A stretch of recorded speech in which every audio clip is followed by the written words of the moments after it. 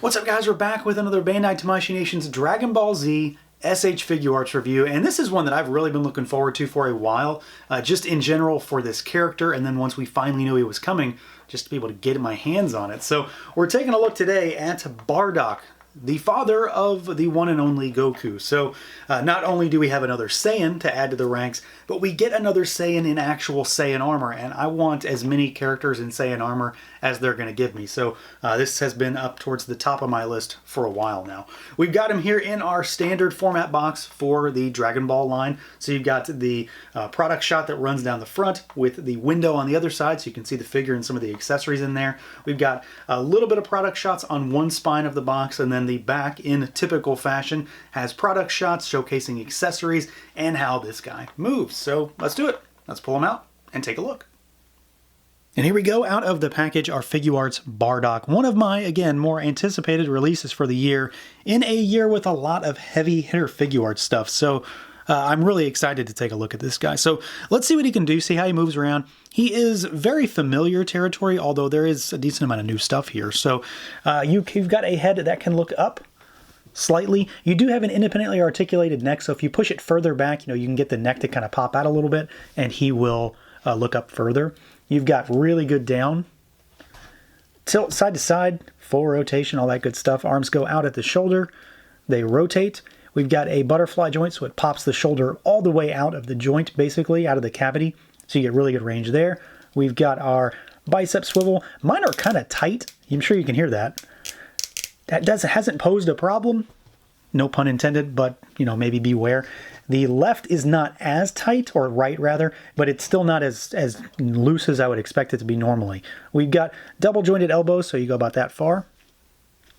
And then we've got our ball hinges at the wrist for rotation, and then up and down, side to side movement. We've got a torso cut, so he goes backwards, but you're going to get some gapping if you go all the way back.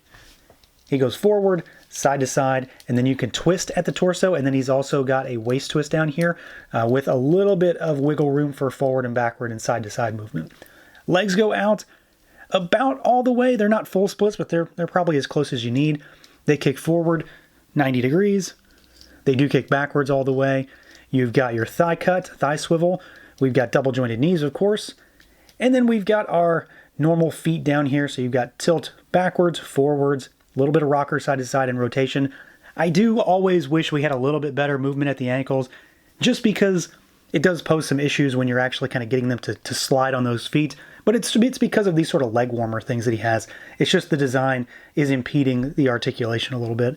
And then we do have our toe hinge as well. So very normal stuff, but he does move really well. I've got no overall big issues to speak of.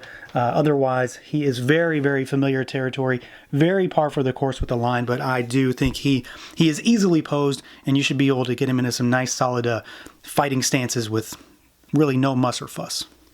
Aesthetically, I am very happy with this guy. And again, a lot of it comes down to personal preference, because I love the look of the Frieza armor, the Saiyan style armor, this kind of thing.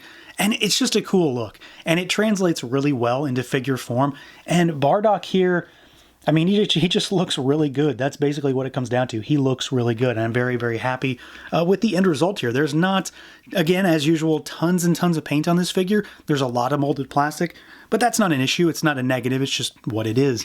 There is some paint, and where it is very cleanly applied, but otherwise, it's a lot of molded plastic, but he does look really good. Sculpt is really nice. This is another one of those instances where we don't have any real shading to speak of on the legs, but because they're so dark, and they're not like a super black, there's a little hint of blue in there, they're dark enough that they will sort of shade themselves, so you can sort of see the light hitting them right now. So you don't really need that. It's one of those instances where it's not there, but it's probably also not really needed either.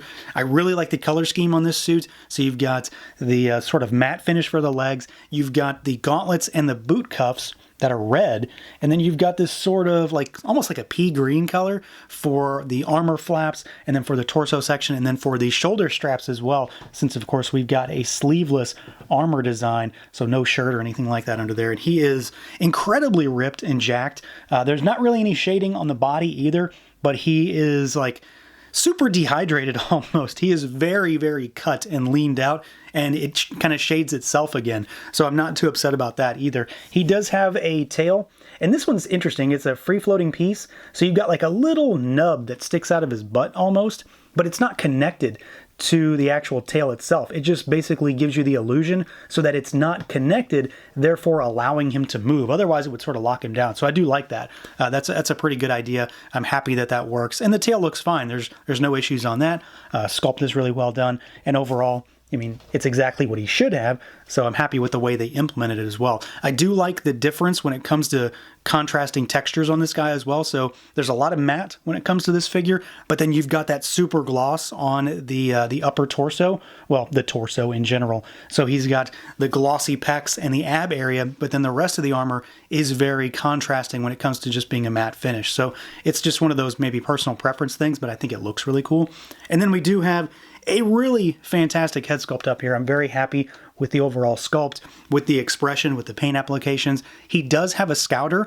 This is removable, and you can actually, you know, take it off and not have to have just a gaping hole in the side of his head. We'll talk about that shortly. The hair is very, very Goku-esque, but of course that makes sense. So it's super spiky, very angular, catches light really well, and he does have a little bandana on his head as well. So it's kind of peeking through the hair up there, the hair spikes, the bangs, and then you can see a little bit of a hair tie or a, you know, the bandana bow on the back there. So he does have a little bit of a change up from what we're used to seeing. Most characters don't have something like that. So I do like that. And it's just a cool head sculpt. It's really nicely done. Paint is really well done. Scouter looks great. Dig the translucent green for the lens there as well. So an all around really solid looking figure. Dig the design, really like the character. I think he translated to figure form very nicely. Now, as far as accessories goes, Bardock doesn't have like a ton, but he really has a decent amount of stuff here. Basically everything that I could really want him to have, I would say is present in this set.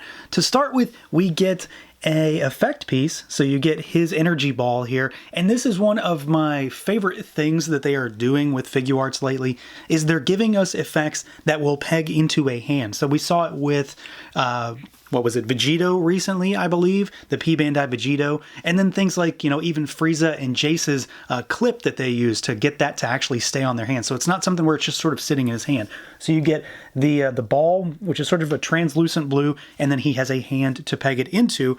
And then we get a few extra hands as well. So you get a set of splayed finger hands, and then you get a set of sort of gripping hands. So this is, you know, sort of a charge up kind of style hand. And then he has the fists on him in the box. So he doesn't have anything else. He's actually pretty light on hands, which isn't a huge deal for me, but it is kind of, it's kind of odd. He has a little bit less than you would normally expect. He also has a series of face plates, and then we have the option to change out the scouter. So like I said, the scouter is removable, but you can actually, you know, just swap different parts in to give him a non-scouter head. So he comes with a left ear that you peg into the scouter hole, and he comes with another set of bangs that you pop in to cover the void that would have been left by the scouter hair, because the scouter hair is slightly different to allow the scouter to sit in place. So instead of there being an entirely separate head sculpt that you may or may not be able to use all the faces with, you can swap all of this out. So we get a smirking face. In addition to that, we get a gritting of the teeth face, and then we get a yelling face. And all of this, again, is fully interchangeable between the scouter or the non-scouter look. So I do really like what they did there. So again, he doesn't come with tons. If anything, he might be missing a set of hands if you want to really get gripey about it. But otherwise, I think he's got a really solid array here. I dig the ability to swap out the scouter, and then I love the system of using the energy effect that has a peg to go into a hand. It just makes things display so much nicer.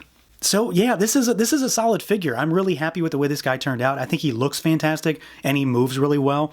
He has a solid, if not humongous array of accessories, but a solid array of accessories nonetheless. And I really, again, like the interchangeable options when it comes to the faceplates, scouter or non-scouter, as well as that new implementation of using the effect part with the peg. It just makes things so much easier, and I think it displays a lot nicer. Otherwise, though, this is a really good entry in the line. It's something that I've really been looking forward to. I'm happy to add this guy to my Saiyan shelf, and he's going to look really good alongside some of your other Saiyans. in that kind of a display, or with Goku and the Z Fighters in that kind of display. However you want to put him in there, he's going to fit in really nicely. He scales really well, and he's just another solid entry in this line among, again, a lot of heavy hitters this year. So that's going to do it for this look at the SH Figuarts Bardock. Let me know what you guys think. Feel free to like, comment, subscribe, and share, and until next time.